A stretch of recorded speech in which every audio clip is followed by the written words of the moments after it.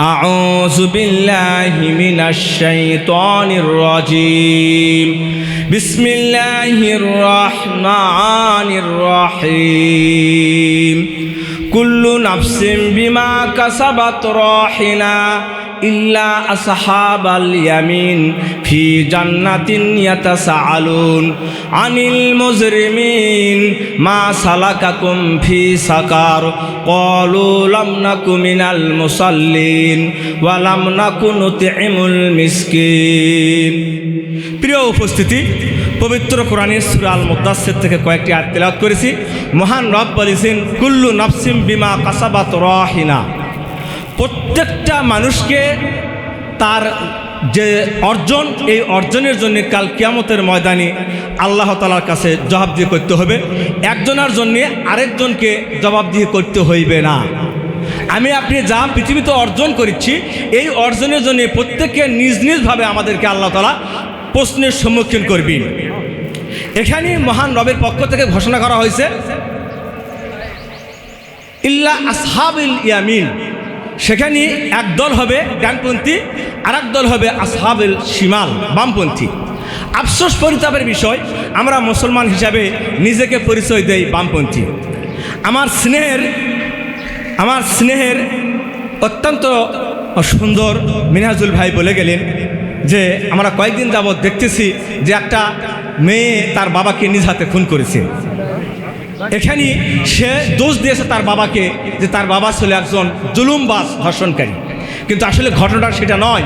গতকালের নেটে, আমি সবসময় নেটে একটু ঘাটিয়ে আমি দেখলাম যে সেই মেয়েটা ছিল নাস্তিক, বামপন্থী ছিল। মেয়েটা সবসময় নেশাগ্রস্ত হয়েছিলেন। তাকে যখন রিমান্ডে নেওয়া হয়েছে, রিমান্ডের মাধ্যমে সঠিক তথ্যটা বেরিয়ে আসছে যে আসলে নেশাগ্রস্ত অবস্থায় কিছু চরিত্রহীন ছেলেদেরকে নিয়ে আসা ঘরের পাশেই তিনি বিভিন্ন ধরনের আনন্দ উৎফুল্ল উৎসব পালন করেছিলেন। বেহায়াপনা, নির্লজ্জায় তিনি লিপ্ত ছিলেন। বাবা এই কাজে বাধা দিয়েছেন বলেই তিনি বাবার উপর ক্ষিপ্ত হয়ে চাকু দিয়ে বাবাকে হত্যা করেছেন আর এই ভিডিওটা করেছেন। আসলে ভাই বলে গেছেন যে আসলে এর জন্য দায়ী হলো আমরা পিতামাতা। দেখেন, একজন সন্তান কেবল 10 বছর 12 বছর, ক্লাস 2য় শ্রেণী 3য় শ্রেণীতে পড়ছে, এই অবস্থায় এই সন্তানের হাতে আমরা দিয়েছি 17-18 হাজার টাকার একটা মোবাইল। ওই সন্তানের কাছে এমন কোনো ফোন আসবে যে ফোন না ধরলে পালা মহা বিপদ হয়ে যাবে, ক্ষতিগ্রস্ত হবে, সমস্যা হবে, অর্থনৈতিক ঝামেলায় পড়বে, এরকম কি হতে পারে? হ্যাঁ, তাহলে এই ছোট্ট বাচ্চা যে ফোনটা দেওয়া হয়েছে, এই ফোন দেওয়া সে কী করেছে? কার্টুন দেখতেছে, বিভিন্ন ধরনের গেম খেলতেছে, আর অশ্লীল বেহাবানা নির্লজ্জ চরিতার্থ কিছু ছবিগুলা দেখে সে নিজেকে একেবারে নষ্টের দিকে নিয়ে যাচ্ছে। তার যে শিক্ষক তাকে লেখাপড়া শেখাচ্ছে, এই শিক্ষককে সে মূল্যায়ন করতেছে না। প্রিয় উপস্থিতি, এরপরে যে আয়াতটি বলা হয়েছে যে ফি জান্নাতিন ইয়াতাসাআলুন, ফি জান্নাতিন ইয়াতাসাআলুন, জান্নাতীদেরকে জিজ্ঞাসা করা হবে মা সালাকাকুম ফি সাকার, তোমরা এই সাকার নামক জাহান্নামে কেন আসছো? জাহান্নামের স্তর হলো 7টি: জাহান্নাম, লাজা, হুতামা, সাইর, সাকার, জাহিম আর হাবিয়া। এই সাকার নামক জাহান্নামে তোমরা কেন আসছো? মহান রবের পক্ষ থেকে জান্নাতবাসীরা যখন জাহান্নামীদেরকে লক্ষ্য করে বলবেন মা সালাকাকুম ফি সাকার, তোমরা এই জাহান্নামে, সাকার নামক জাহান্নামে তোমরা কেন আসছো? জাহান্নামবাসীরা উত্তর দিবে ক্বালু লাম নাকু মিনাল মুসাল্লিন, আমরা নামাজি ছিলাম না, নামাজ পড়ি নাই। এই আয়াতের তাফসীর করতে যাই আমি দেখলাম ফরিদউদ্দিন গঞ্জে শকর একজন আল্লাহর ওলি ছিলেন, ছোট্ট বাচ্চা, কেবল 10 বছর বয়স। মা বলেছে বাবা তোমাকে নামাজ পড়তে হবে। মাগরিবের ওয়াক্তের আগে যখন মা সন্তানকে ডাকিয়া বললেন, সন্তান খেলাধুলা সম্পন্ন করিয়া যখন বাড়িতে পৌঁছলেন, তখন এই সন্তানকে বললেন বাবা তোমাকে নামাজ পড়তে হবে। এই ফরিদউদ্দিন গঞ্জে শকর মাকে বলেছে মা আমি যদি নামাজ পড়ি তাহলে মহান রবকে আমাকে মিষ্টি খাবার দিবে? সে অত্যন্ত চিনি খেত। আসলে গঞ্জ শব্দের অর্থ হলো শহর, আর শকর মানে হলো চিনি, চিনির ভান্ডার। ফরিদউদ্দিনের নামের সঙ্গে চিনির ভান্ডার, গঞ্জে শকর, এই উপাধিটা যোগ করা হয়েছে। কারণ হলো তিনি অত্যন্ত চিনি পছন্দ করেছিলেন। মাকে বললেন, মা আমি যদি নামাজ পড়ি তাহলে আর রব্বুল আলামিন আমাকে কি কোনো চিনি খাওয়াবে?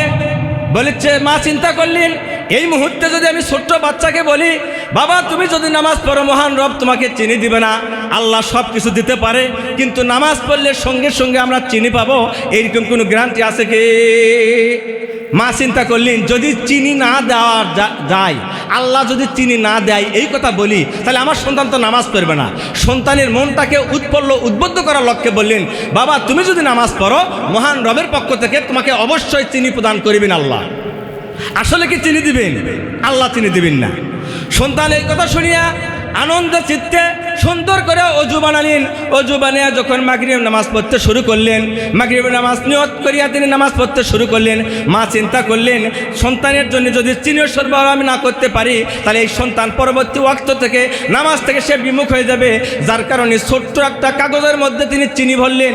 এই চিনিটা সুন্দর করিয়া মুড়াইয়া সন্তান যখন সেজদায় গেলেন, সন্তানের পাশে তিনি চিনি রাখিয়া চলে আসলেন। সন্তান নামাজ শেষ করলেন।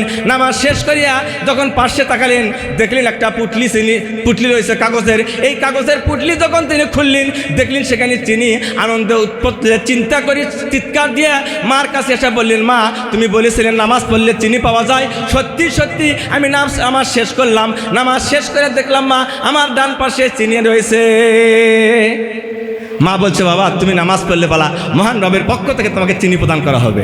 এইভাবে 1 নয়, 2 নয়, 3 নয়, 40 দিন লাগাতার মা চিনি সরবরাহ করলেন।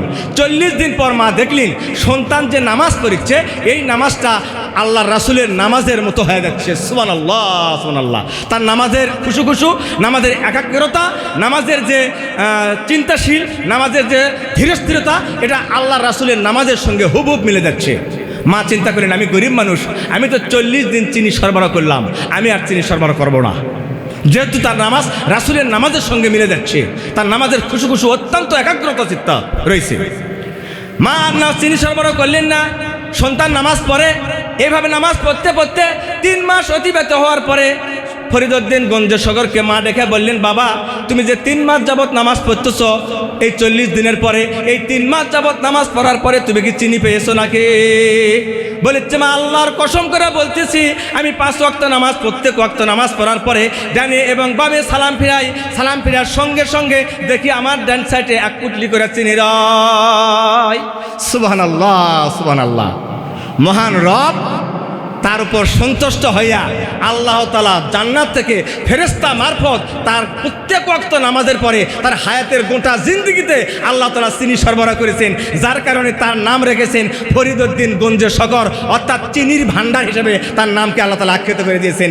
সুবহানাল্লাহ, সুবহানাল্লাহ। প্রিয় মুসল্লি কিরাম, আমার প্রশ্ন হচ্ছে, একটা বাচ্চাকে যদি আমি আপনি ভালো কাজের জন্য এইরকম একটা 1 টাকা দামের একটা লজেন্স, কিছু কেক বা কিছু বিস্কিট সন্তান যেটা পছন্দ করবে, এইরকম পছন্দীয় জিনিস দ্বারা সন্তানকে যদি ভালো কাজের দিকে উদ্বুদ্ধ করতে পারি, 100% আমার আপনার সন্তান ভালোর দিকে উদ্বুদ্ধ হবেই। কিন্তু আমি আপনি বাবা হিসাবে ভালোর দিকে উদ্বুদ্ধ না করিয়া এই সন্তানকে খারাপের দিকে উদ্বুদ্ধ করছি। যে কাজ করলে পারা সন্তান খারাপ হবে, আমি বাবা আমি নিজে নামাজ পড়ি না, আমি যদি আমার সন্তানকে নামাজের জন্য উদ্বুদ্ধ করি, সেই কথা কি আসর হবে? আমার রাসূলের কাছে যায় একটা বৃদ্ধ মহিলা, গরিব বৃদ্ধ মহিলা বললেন, ইয়া রাসূলুল্লাহ, ইয়া হাবিবাল্লাহ, আমার সন্তান একটু মিষ্টি বেশি খায়, আমার সন্তানকে একটু গুড় খায় বেশি, একে একটু গুড় কম খেতে বলেন, কারণ আমার স্বামী নাই, আমি দিন আনি দিন খাই, এই সামান্য অর্থ দিয়ে জীবিকা অর্জন করি, সেখান থেকে আমার সন্তানের চাহিদা মিটে আমার বড় কষ্টকর হয়ে যায়। আল্লাহ রাসূল বললেন 1 সপ্তাহ পরে আসেন। 1 সপ্তাহ পর যখন আসলেন, আল্লাহ রাসূল বললেন, বাবা তোমার মা গরিব, যে জীবিকা অর্জন করে, এই জীবিকা দ্বারা তোমার জীবিকা অর্জন, তোমার অর্থ যা অর্জন করে তার দ্বারা তোমার পরিবারের ভরণ পোষণের পরে তোমার গুড় বেশি কিনে দেওয়া, প্রত্যেক দিন গুড় খাওয়ানো তোমার মার পক্ষে কষ্ট হয়, তুমি দয়া করে একটু গুড় কম খাও। আল্লাহ রাসূলের কথা শোনার পরে সন্তান নিয়ে চলে গেলেন মা দেখলেন অটোমেটিক কাজ হয়ে গেছে। আল্লাহ রাসূল যদি পা আলোক করে আরশের কুরসিতে আল্লাহ তাআলা পৌঁছান, মনে মনে চিন্তা করলে আল্লাহ তাআলা সেই দোয়া কবুল করে ফেললেন। আল্লাহ রাসূল বলার সঙ্গে সঙ্গে সন্তান গুড় খাওয়া কম করে দিয়েছে। 1 সপ্তাহ পর মা আসা বললেন, ইয়া রাসূলুল্লাহ, ইয়া হাবিবাল্লাহ, এই কথা যদি আরও 1 সপ্তাহ আগে যখন আনছিলাম সন্তানকে, সেই সময় যদি আপনি বলতেন 100% সন্তান আমার আরও 1 সপ্তাহ আগে গুড় খাওয়া কমে দিতে পারত।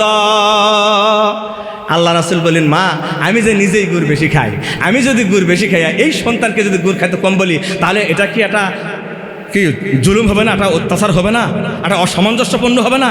যার কারণে আমি গুড় বেশি খাই। এক সপ্তাহ যাবত আমি গুড় কম খাইয়া আমি তারপরে এই সন্তানকে মানা করেছি। আমি নামাজ পড়ি নাই, আমার সন্তানকে যদি নামাজ পড়তে বলি, আমার সন্তান নামাজ পড়তে পারে নাই। আমি রোজা করি নাই, আমার সন্তানকে যদি রোজা রাখতে বলি, আমার সন্তান রোজা পালন করবে না। আমি সিগারেট খাই, আমি বিড়ি খাই, আমার সন্তানকে যদি আমি বিড়ি খেতে নিষেধ করি, আমার আমার বাবা হিসাবে, আমাকে হিসাবে, আমাকে আমার মা হিসাবে কোরআন সুন্নাহ ভিত্তিক বাস্তবায়ন করতে হবে। তার সন্তান আমি আপনার সন্তান ভালো হবে।